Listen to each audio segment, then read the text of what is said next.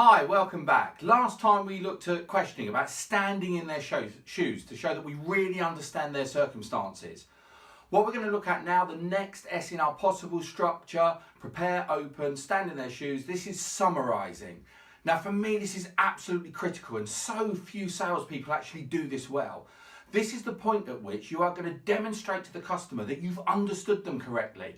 You're also going to give them that opportunity to just correct anything that you might have misinterpreted, to add in case you've missed something out.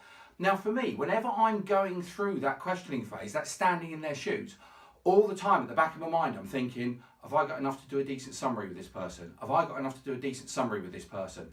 This is the focus for you for that questioning phase. Now there's two key skills that you need to have and need to demonstrate in order to be able to do this well. One of them you will be shouting at the screen now. If you're not, I'm disappointed in you. The other one is taking notes. Now I don't understand why salespeople don't take notes. Loads of salespeople just don't bother. I've seen plenty in the last couple of months or so, 20, 30-minute sales meeting. I look at their pad and they've got 2 lines of writing on it, one of which contains my name and my company name. Are you that clever that you can do 30-minute sales calls without writing stuff down? When I interview customers, when I work with customers, I have about an hour, hour and a half as an initial meeting. Out of that, I'll have 7, 8, 10 pages of notes. Sure, I write big and there's big spaces in between them. But what I then do at the end of that questioning phase, when I reach the summary stage, is I go through those notes with the customer. And I say to them, look, I've got this. Is that how you saw that? I've got this element here that caused you an issue. Is that correct? And I actually highlight those things so that when I come back, because I always come back to do my presentation, I can use that as my start point for next time. This is your bridge from standing in their shoes to introducing your solution. Now, the other skill that I said you should have been shouting at the screen is obvious. It's listening skills. Everybody reckons they're a great listener. Very, very few people listen well. Now, let's just go back to our structure for a second. Possible. Preparation, opening, stand in their shoes, summarise, introduce your solution. I just want to look at that SSI bit for a second. Now, one of the things about that standing in their shoes element is the understanding of the customer. Another element is making them think, remember. But that understanding is what you're going to demonstrate at the summary.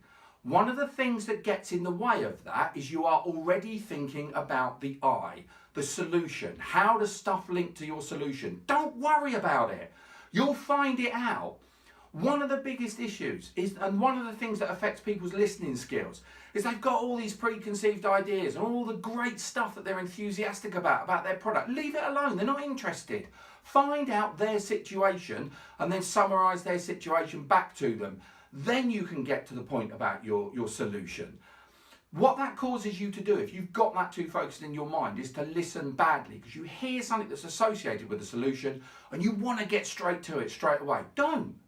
Best thing you can do to help your listening skills, if you are tempted to start offering something and start talking about your solution when you are at that standing in their shoes phase, 2 things. Number 1, do what I do and remember that you're going to have to summarise. Number 2, if you're tempted to jump forward, ask another question. If someone says to you that they waste a lot of time because of a particular issue and you know something about your product that can solve that issue, don't tell them about it. Ask them what impact that waste of time has. Ask them how it interferes in other areas of their work. Does it overflow into their personal time? That's what I mean by standing in their shoes, and that's what you need to understand in order to be able to summarise correctly. You need to get into that level of detail. This summary piece is so often overlooked by people. It's the bridge from your understanding into your solution introduction. And it's really going to test you as to whether or not you properly understand that customer. Now, as usual, there's a task, and this one's going to be a toughie. I want you to go and ask friends and colleagues, firstly, how well you listen, and secondly, what you could do to improve your listening skills. Go and ask people that will be honest with you. Don't go and ask those people that be, yeah, of course you listen really well. And they wander off and say, you never guess what John's just asked me.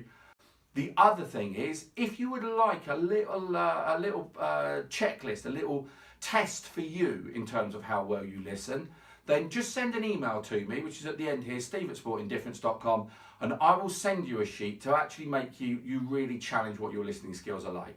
So good luck with that, and I look forward to seeing you again next week.